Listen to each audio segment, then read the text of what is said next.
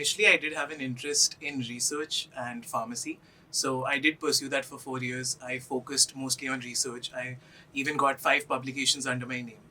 However, there was a particular incident during my internship, my final year internship at Tech Mahindra.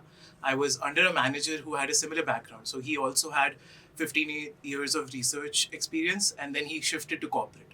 So it was a little bit of an ego thing for me when I went to him with my proposals. They kept getting rejected despite having publications, despite having that experience. So I had to reach out to my manager and asked him what exactly was I lacking in.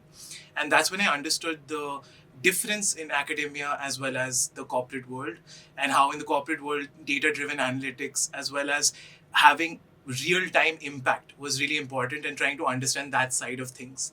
And that changed my perspective completely, so much so that I actually dropped my offer for a master's abroad. I'd gotten into the MS program at Georgia Tech for bioinformatics. I dropped that. I stayed back, worked in marketing for a year while prepping for my exams, and that is how I ended up here. Yeah. So for that, the transition, I would say, was a little overwhelming at first. You do need to be prepared, and I feel I say that we need to be prepared, but you can never be too prepared for an MBA because it is a new world for a lot of students. Mostly for me, most of my subjects were heavily based on memorization and they were based on rote learning.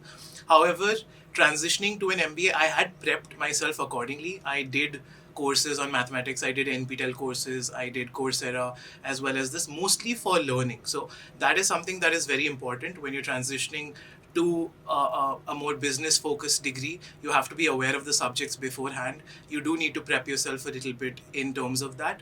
So I did the best I could. However, I will say that nothing can prepare you for an MBA, and you do need to basically take things as they go, and you need to adapt as the times come.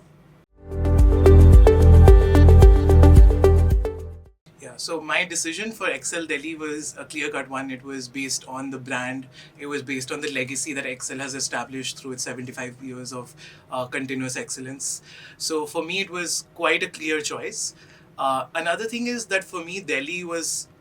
It's close to home. That is one of the things for me that was a benefit, but also the small cohort size. So I feel the fact that there's only 180 students on campus, the bonding that you have with the seniors especially, that is something that cannot be underestimated. So basically, the seniors help you every step of the way when it comes to prepping for the interviews, when it comes to the SIPs, when it comes to actually introducing you to the campus and all the courses that you're going to go through, especially during the initial phases when there's committee selections, when the case competitions. It's a new world for a lot of people, but having that small cohort and having that connection with your seniors as well as your batchmates is really important. So that is what had initially attracted me to Delhi. If I have any advice for the juniors, I would say just prep really well for ZAT, prep well for CAT. Be prepared for anything when you come on campus. However, I promise you, as hard as it is going to be, as many all-nighters as you'll have to pull, it's going to be such a fun experience for you.